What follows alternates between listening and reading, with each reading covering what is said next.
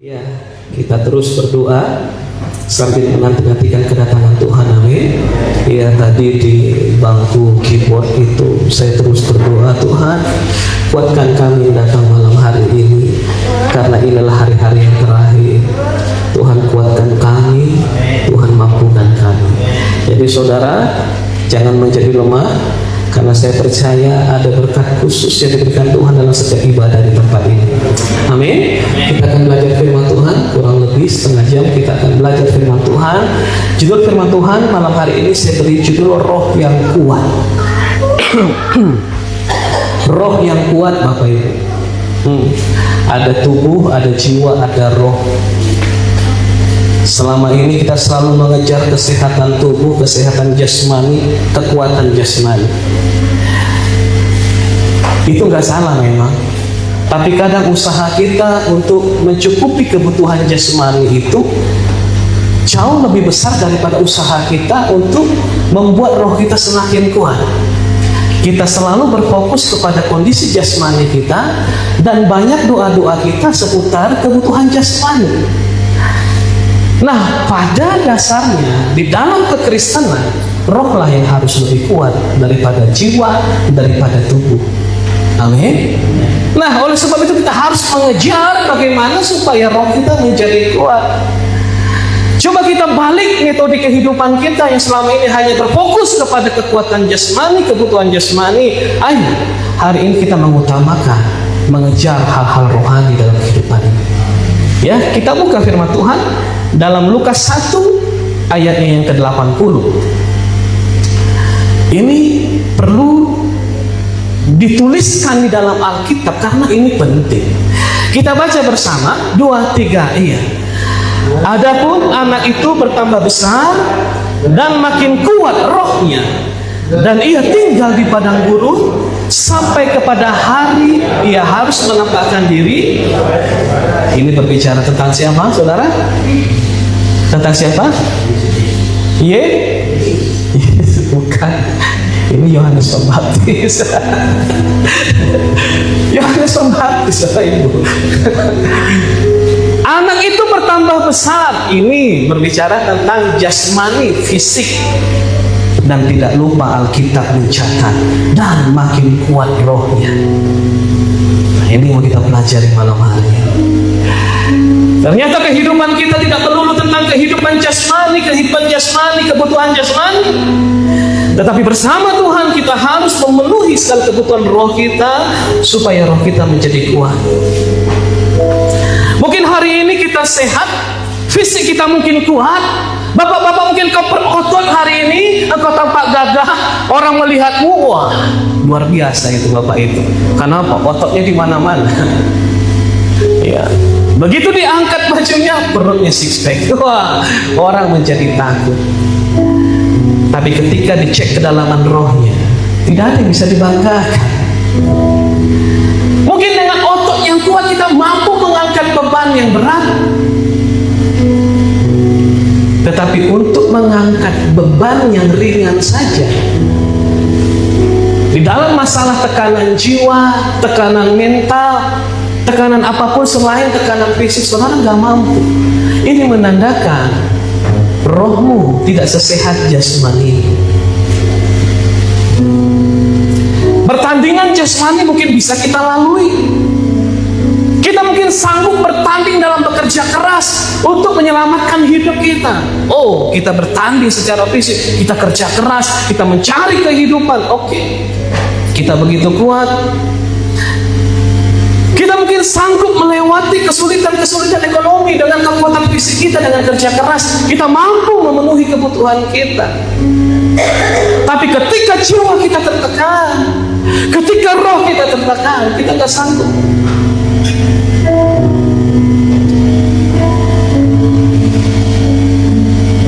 Nah, saudara harus mengerti bahwa sering tekanan secara rohani, tekanan bagi jiwa kita itu sering lebih berat daripada tekanan secara fisik atau sakit penyakit yang kita alami.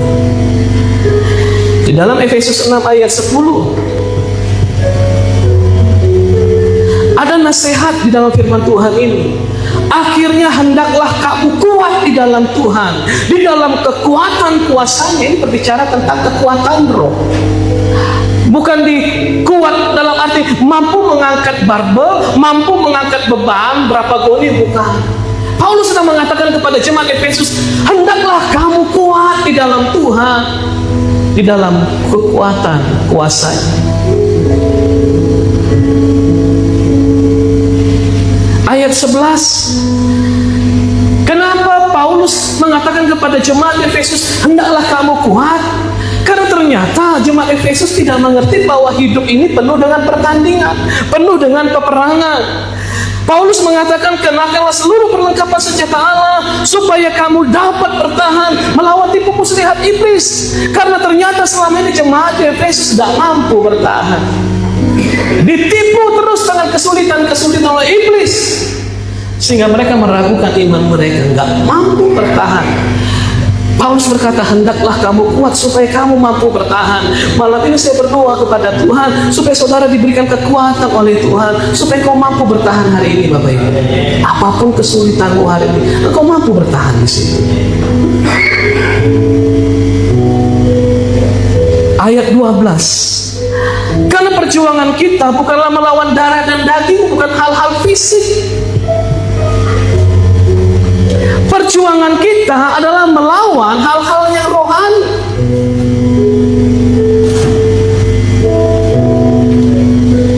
Ini peperangan rohani, maka kita harus berfokus kepada roh. Ayat 13, sebab itu ambillah seluruh perlengkapan senjata Allah supaya kamu dapat mengadakan perlawanan dan tetap berdiri sesudah kamu menyelesaikan segala sesuatu. Ini doa Paulus, ini doa kita bersama, supaya kita tetap berdiri dalam iman kita sampai kita menyelesaikan segala sesuatu. Kalau hari ini kita masih hidup, artinya perjuangan kita belum selesai. Kalau hari ini Tuhan Yesus belum datang, artinya perjuangan kita belum selesai. Artinya apa? Saudara masih harus bertanding dalam hal rohani. Dan saya berdoa, hendaklah kamu kuat, Bapak Ibu. Hendaklah kamu kuat. Lebih sulit melawan musuh yang tidak kelihatan daripada musuh yang kelihatan. Saya rindu, saya juga secara pribadi, Tuhan, aku ingin tetap berdiri dengan iman, berdiri dalam pengharapanku sampai aku menyelesaikan tugas-tugasku di dunia. Jangan aku terjatuh, jangan aku tergeletak.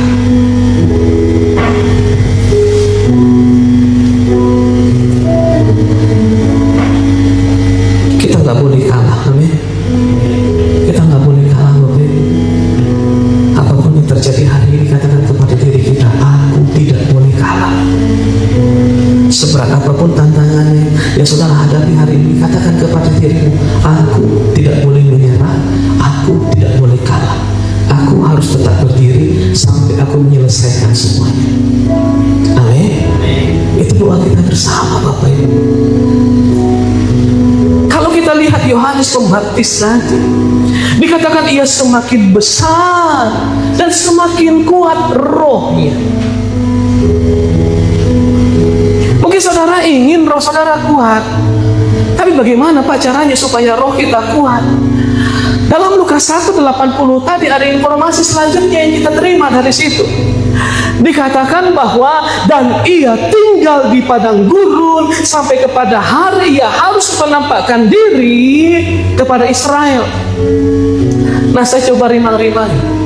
Apa benar ada hubungan padang gurun dengan roh yang kuat? Saya coba gali firman Tuhan tentang ini. Selama Yohanes Pembaptis tinggal di padang gurun, dikatakan ia semakin bertambah besar, semakin bertambah kuat roh di padang gurun. Lalu bagaimana padang gurun bisa membuat Yohanes Pembaptis itu kuat roh? Ada gak hubungan antara padang gurun dengan roh kita?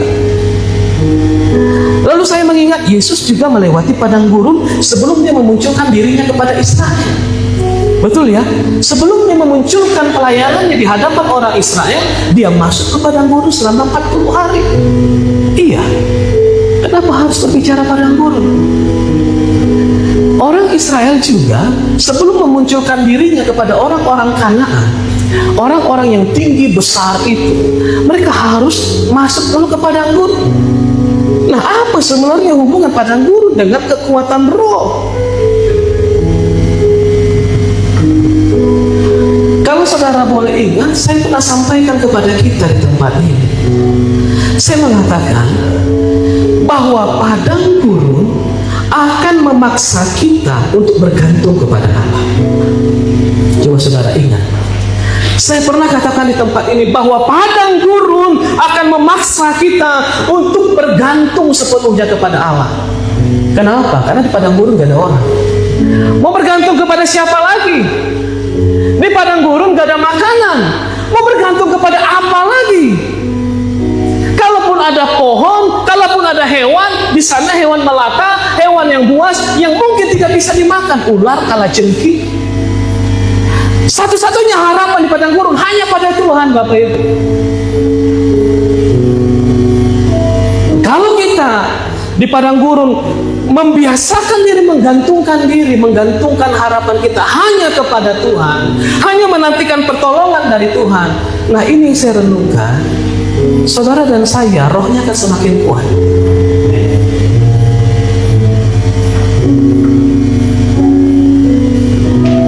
Diberkatilah orang yang mengandalkan Tuhan, dan terkutuklah orang yang mengandalkan manusia dan kekuatan. Ada berkat ternyata di saat kita mengandalkan Tuhan, Bapak Ibu. Di padang gurun kita membangun kebiasaan untuk menggantungkan diri kepada Tuhan, dan itu ternyata ada berkatnya.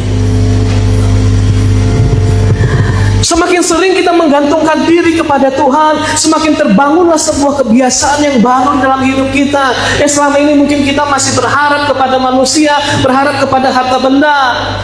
Tapi setelah semua itu tidak mampu lagi menolong kita, baru kita mencari Tuhan. Kita mencari pertolongan dari apa ya, mungkin orang-orang pintar. Setelah semuanya buntu, baru kita mencari Tuhan. Kebiasaan inilah yang harus diubah di padang gurun. Ketika Tuhan mengizinkan engkau ada di padang gurun hari ini, Tuhan ingin mengubah kebiasaan saudara dan saya yang sejak semula mengandalkan kekuatan kita, mengandalkan orang lain, kita mulai membangun kebiasaan baru.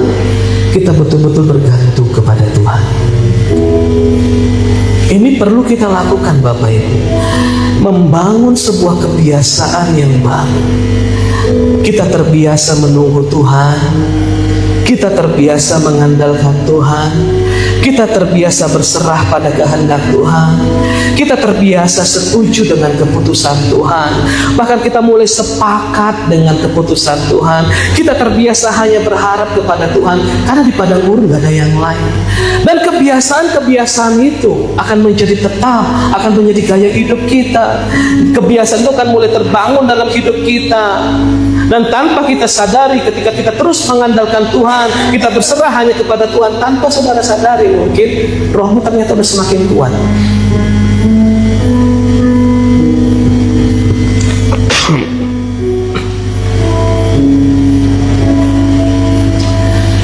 Kadang Tuhan izinkan sesuatu terjadi kepada kita, sama seperti Ayub. Ayub dan keluarganya mungkin terbiasa bergantung pada ekonomi yang sangat mapan. Tapi Tuhan izinkan sesuatu terjadi pada keluarga Ayub supaya mereka tidak bergantung kepada semuanya itu. Ternyata Ayub berhasil, tetapi istri Ayub tidak berhasil.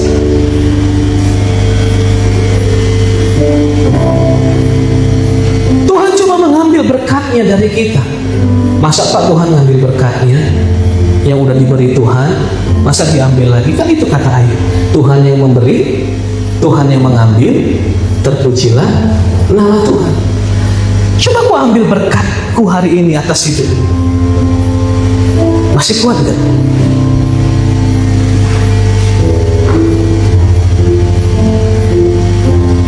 Atau jangan diambil, coba aku tahan berkatku dulu, masih kuat enggak? Seperti Abraham.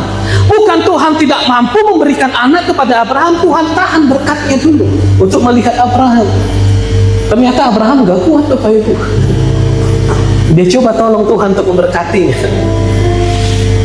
Dia hampiri Hagar, dan dia punya anak dari Hagar yang bernama Ismail. Dan akhirnya Tuhan menolak Ismail. Tuhan bilang bukan. Abraham gagal, dia masih mengandalkan kekuatannya dengan cara-caranya. Nah saudara, kita banyak gagal di sini karena kita kadang nggak sabar. Bukan Tuhan tidak mau melepaskan berkatnya, Tuhan tahan. Tuhan tahan, Bapak. Masih kuat? Masih kuat enggak? Banyak di antara kita kan kalah ya Bapak Ibu. Ah, lama kali Tuhan. Kok lama kali Tuhan? Udah berapa tahun aku meminta kepada Tuhan, kok lama kali? Akhirnya kita nggak mau lagi melayani, mungkin nggak mau lagi kita ke gereja, nggak mau lagi bersekutu dengan Tuhan. Nggak kuat ternyata Bapak Ibu.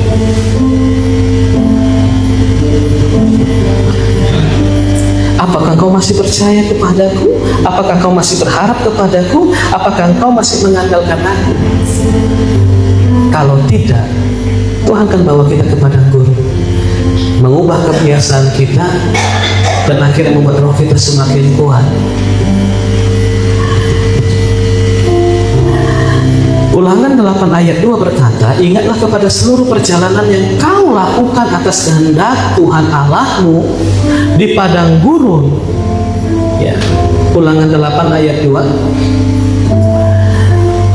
Ingatlah kepada seluruh perjalanan yang kau lakukan atas kehendak-Ku, hai Israel, di padang gurun selama 40 tahun ini, dengan maksud merendahkan hatimu dan mencobai engkau untuk mengetahui apa yang ada dalam hatimu, yakni apakah engkau masih berpegang pada perintahku atau tidak. Masih kuat enggak?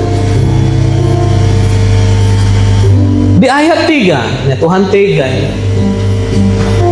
Jadi ia merendahkan hatimu, membiarkan engkau lapar, dan memberi engkau makan mana yang tidak kau kenal dan juga tidak dikenal oleh nenek moyangmu, untuk membuat engkau mengerti bahwa manusia hidup bukan dari roti saja, tetapi manusia hidup dari segala yang diucapkan Tuhan. Jadi Tuhan merendahkan hati kita, membiarkan kita lapar. Bayangkan Bapak Ibu. Nah, kalau hari ini kau merasa kau gak ada salah, gak ada Pak, kayaknya aku bukan berdosa Pak, tapi kok sulit sekali situasiku hari ini. Bapak Ibu dikasih Tuhan, ada rencana Tuhan kasih hidup. Tuhan membiarkan engkau lapar, ingin melihat hati. Tega ya, memang tega, tapi tujuan untuk membuat kita kembali mengandalkan Tuhan. Membiarkan engkau lapar, membiarkan engkau kekurangan, membiarkan engkau menderita, membiarkan engkau mengalami kelemahan, untuk membuat engkau mengerti Bapak Ibu bahwa manusia hidup bukan dari roti saja, tetapi manusia hidup dari segala yang diucapkan Tuhan. Untuk membuat kita mengerti bahwa manusia bukan hidup dari roti saja, hidup bukan dari materi saja, hidup bukan dari hasil panen saja, hidup bukan dari warisan saja. Tuhan ingin membuat saudara mengerti bahwa tanpa itu semua engkau bisa hidup. Ayo Bapak Ibu, cermati firman Tuhan. Karena kita sedih karena nggak melihat itu semua. Hasil panen gagal, harta nggak ada, materi nggak ada. Kita mulai, bagaimana kami hidup Tuhan? Disitulah Tuhan ingin membuktikan engkau bisa hidup karena kasih karunia.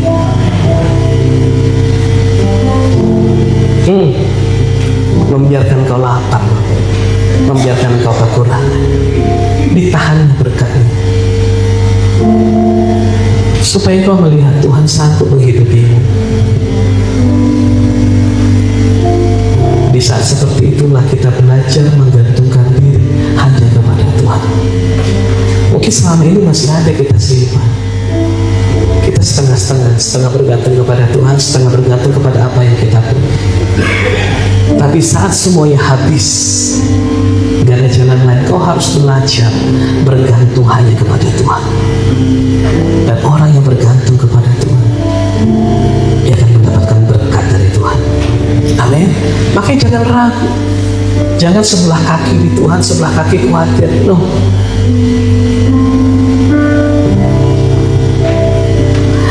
Aku akan membuatmu mengerti. Meskipun engkau tidak memiliki emas, perak, harta materi, aku akan buktikan, aku akan membuat engkau tetap hidup Bapak Ibu, tujuan padang gurun dibiarkan kau lapar supaya kau mengerti ternyata Tuhan kita Maha Kuasa. Amin. Belajar bergantung kepada. Sudahkah saudara bergantung pada Tuhan sepenuhnya? Ya, coba lihat wajah-wajah sebelah saudara. Itu terlihat dari wajah. Orang yang menggantungkan harapannya kepada materi bisa cemberut tuh. Kenapa? Habis materinya. Tetapi orang yang mengandalkan Tuhan, dia tetap senyum. Dia tetap senyum. Kenapa? Karena Tuhan tidak pernah habis. Amin. Bisakah Tuhan habis? Habis.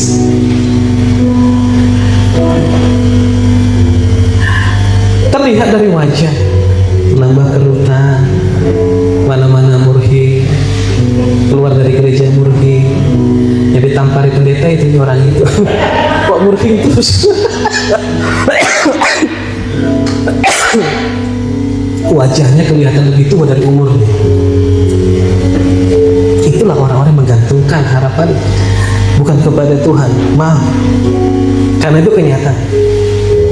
Orang yang menggantungkan harapannya kepada Tuhan, dia selalu bersuka cita, makanya wajahnya awet muda. Dia lebih muda wajahnya dari umur. Amin. Kalau ada orang mau bilang kita lebih muda dari umur kita, senang gak kita? Topung Gilbert berapa umurnya? 60.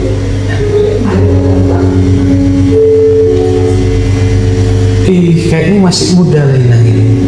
Kayak 59. Pak beda setengah. Itu pun senang juga. Kok kayak 40 gitu ya. Karena kesal juga ya, kok cuma setahun selisihnya gitu. Itu terlihat Bapak ya. Orang yang mengandalkan Tuhan, dia pasti optimis, dia selalu bersuka cita.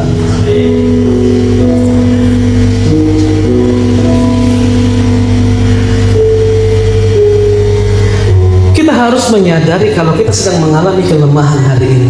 Bukan kelemahan secara fisik ya.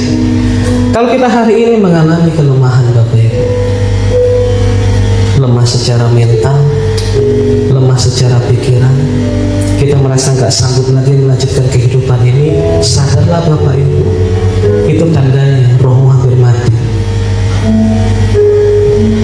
Fisikmu boleh kuat, tapi rohmu lemah.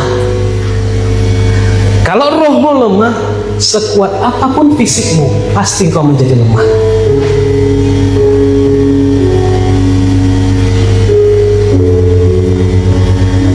Banyak orang yang fisiknya biasa-biasa saja. Saudara pernah dengar nama Nick Vujicic? Itu orang yang lahir tanpa tangan, puntung kedua tangannya, kedua kakinya juga puntung. Bukan di sini puntungnya, nggak ada lagi pahanya, puntung. Secara fisik dia terbatas. Tapi hari ini dia menjadi pembicara di mana-mana, diundang hampir di seluruh dunia. Di Indonesia juga pernah dia berbicara. Dia memberikan motivasi kepada banyak orang. Ternyata kelemahan secara fisik itu tidak menghentikan jalan kita untuk berharap yang besar. Amin. Kenapa dia bisa begitu? Rohnya kuat. Tapi ada orang yang fisiknya kuat, rohnya lemah, kalah juga dia. Kalau saudara mengingat Simpson, siapa yang bisa mengalahkan Simpson? Gak ada. Hanya Simpson yang bisa mengalahkan ribuan orang dengan sendiri. Gak ada yang lain. Secara fisik dia perfect, sempurna, kekuatannya begitu luar biasa. Tapi karena rohnya lemah, rohnya cemar, rohnya sembraut, rohnya tidak dijaga, akhirnya kalah juga, akhirnya ditangkap juga, akhirnya dipenjara juga. Lihat, sekuat apapun tubuh kita hari ini, secara fisik mungkin kita hebat, secara materi pun kita hebat, tapi kalau roh kita tidak kuat, suatu hari nanti jatuh juga. Percaya Bapak? Simpson kalah juga kok. Mari kita bangun kebiasaan dalam hidup ini, membangun kebiasaan menggantungkan diri kepada Tuhan. Karena kebiasaan itulah suatu hari nanti yang akan membangun hidup kita.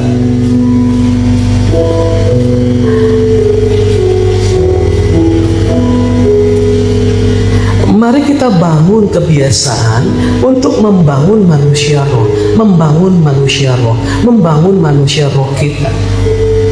Membangun manusia roh itu bukan sebuah pilihan boleh atau tidak. Saudara harus mengerti, membangun manusia roh itu bukan pilihan tetapi keharusan. Kalau enggak, lihatlah saudara, mudah sekali kalah.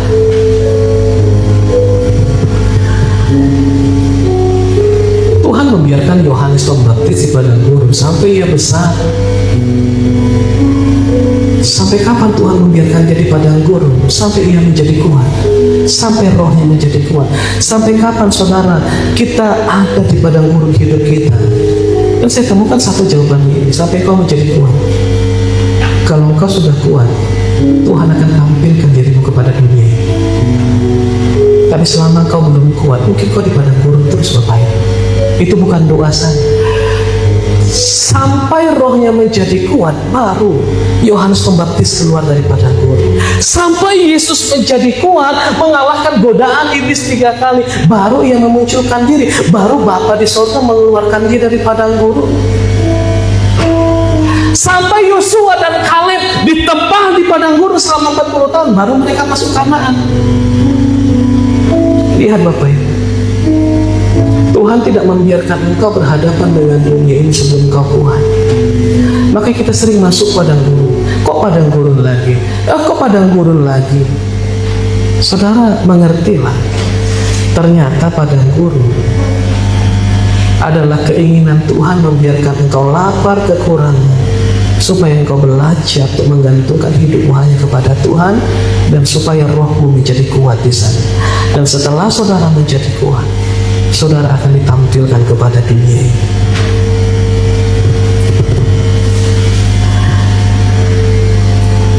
Ketika Yohanes Pembaptis keluar dari padang gurun, Tuhan bisa melakukan banyak hal melalui kehidupan Yohanes Pembaptis. Ketika Yesus keluar dari padang gurun, Bapa melakukan banyak hal-hal ajaib lewat kehidupan Yesus. Ketika saudara dan saya keluar dari padang gurun itu, Bapak Ibu, percayalah, Tuhan dapat melakukan banyak hal lewat kehidupan. Karena rohmu sudah kuat. Kalau rohmu masih lemah, Tuhan tidak bisa melakukan banyak hal lewat kehidupanmu, karena engkau sendiri butuh ditolong. Makanya kejar ini Bapak Ibu, rohnya menjadi kuat, rohnya menjadi kuat. Ketika Simson menyadari kesalahannya, setelah dia ditangkap, matanya dicungkil, dia dipenjara, dia dipertontonkan menjadi pelawak, dia bahan olok-olokan. Ketika dia menyadari bahwa selama ini aku salah, aku terlalu mengandalkan kekuatanku. Ketika dia berbalik mengandalkan Tuhan, apa yang terjadi? Hakim-Hakim 16 ayat 28. Selama ini Simson menyadari, ternyata selama ini aku perlu mengandalkan kekuatanku. Berserulah Simson kepada Tuhan, katanya, ya Tuhan Allah, ingatlah kiranya kepadaku dan buatlah aku kuat. Lihat betapa pentingnya kita dibuat kuat oleh Tuhan. Sayang permintaan Simson hanya sekali ini. Mungkin kalau nggak ada kata-kata sekali ini, mungkin Tuhan bisa pakai dia beberapa tahun lagi, supaya dengan satu pembalasan juga kubalaskan kedua mataku itu kepada orang Filistin, ayat 29. Kemudian Simson merangkul kedua tiang yang paling tengah penyangga rumah itu, lalu bertopang kepada tiang yang satu dengan tangan kanannya dan kepada tiang yang lain dengan tangan kirinya. 30. Berkatalah Simson, biarlah kiranya aku mati bersama-sama dengan orang Filistin ini.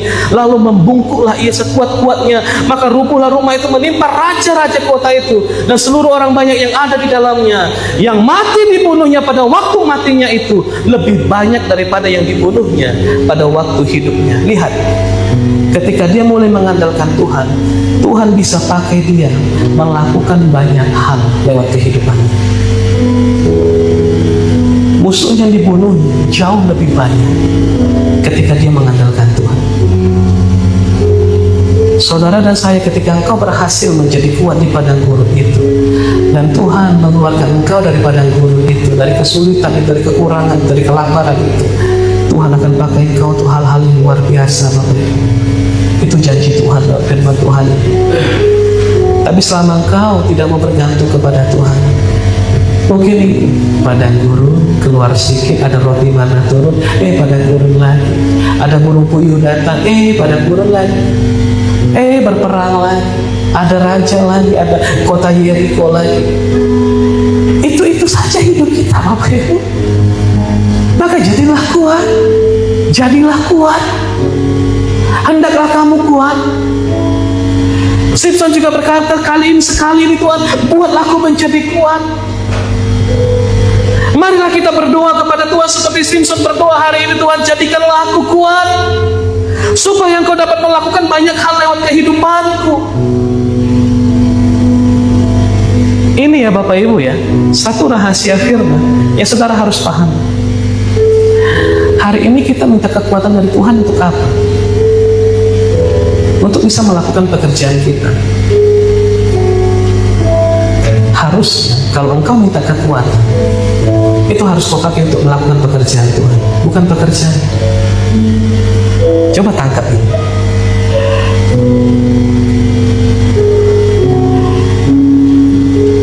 Kita minta kekuatan dari Tuhan supaya, bukan supaya aku kaya, bukan supaya aku sembuh.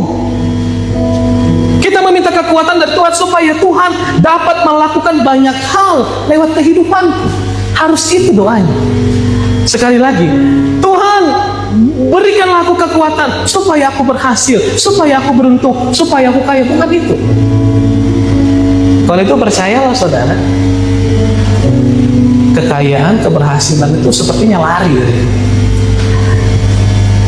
Tapi mintalah engkau supaya kuat, supaya Tuhan dapat memakai engkau untuk melakukan banyak hal lewat hidupmu. Itu tujuan kita meminta kekuatan dari Tuhan. Tahu nggak saudara, hal apa saja yang bisa kita lakukan kalau Tuhan memakai kita? Kalau kita pakai diri kita sendiri, ini mengandalkan diri sendiri. Kalau aku pakai kekuatanku, aku bisa berlari 10 km. Tapi apa yang terjadi kalau Tuhan yang memakai diri? Saudara coba bayangkan, kalau kita yang memakai diri kita, berapa banyak yang bisa kita lakukan? Bandingkan kalau Tuhan yang memakai diri kita, berapa banyak yang bisa dilakukan?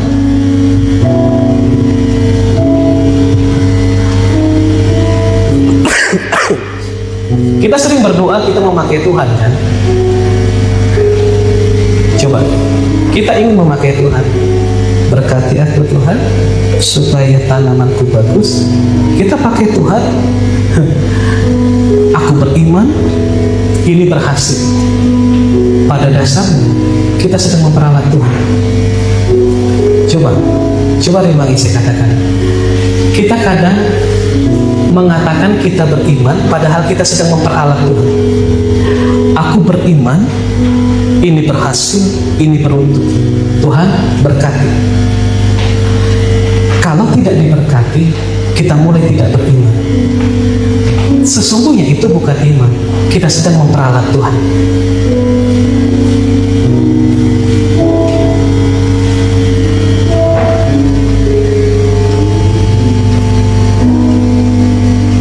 Jangan pernah kita berpikir untuk memakai Tuhan, tapi berpikirlah bagaimana caranya supaya hidupmu dipakai oleh Tuhan.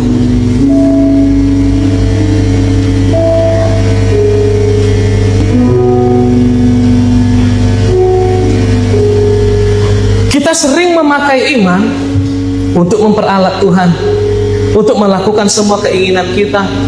Sembuhkan aku Tuhan, kita gunakan iman untuk memperalat Tuhan, untuk menyembuhkan kita. Kalau tidak sembuh, kita marah sama Tuhan. Itu bukan iman. Yang namanya iman, sembuh tidak sembuh, puji nama Tuhan, itu baru iman. Sembuh puji Tuhan, tidak sembuh puji Tuhan, itu baru iman.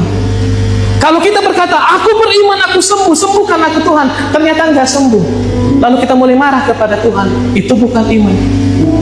Buat aku berhasil Tuhan, ternyata enggak berhasil, kita marah sama Tuhan, itu bukan iman. Berhasil tidak berhasil, puji nama Tuhan, itu baru iman. Saudara coba tangkap yang saya katakan ini. Sadrak, Mesak, Abednego adalah pemuda yang beriman. Inilah contoh yang sempurna bagaimana seharusnya kita pakai iman dalam kehidupan ini. Kita beriman supaya Tuhan pakai kita, bukan kita beriman supaya kita memakai Tuhan. Daniel 3 ayat 16. Ayo Nesia, semangat Nesia. Mungkin sini merubah semuanya. Daniel 3 ayat 16. Lalu Sadrak, Mesak dan Abednego menjawab Raja Nebukadnezar, tidak ada gunanya kami memberi jawab kepada Tuanku dalam hal ini. Mereka disuruh menyembah patung. Ayat 17, jika Allah kami yang kami puja sanggup melepaskan kami, maka ia akan melepaskan kami dari perapian menyala-nyala itu dan dari tanganmu ya Raja. 18, tetapi seandainya tidak, hendaklah Tuanku mengetahui ya Raja, bahwa kami tidak akan memuja dewa Tuanku dan tidak akan menyembah patung emas yang Tuanku dirikan itu.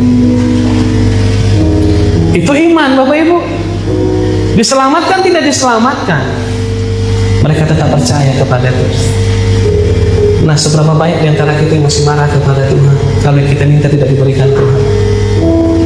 Hai, seberapa banyak yang merasa sedih? Dia saking sedihnya bilang, aku off dulu Pak pelayan. Sedih kan aku rasa. Itu belum iman Bapak Ibu.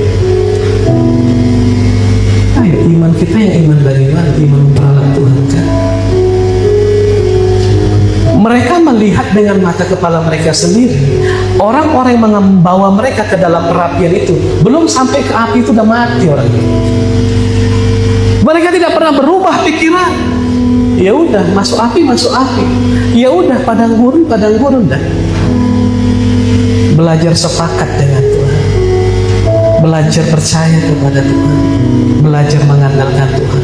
Di saat kita lakukan ini Bapak Ibu, ini saya katakan, rohmu akan semakin kuat. Saudara tidak akan terkalahkan lagi, percaya. Tadi saya tanya, sejauh mana Tuhan bisa melakukan banyak hal dalam kehidupan kita kalau Tuhan pakai kita. Efesus 3 ayat 20. Saya akan tutup di sini.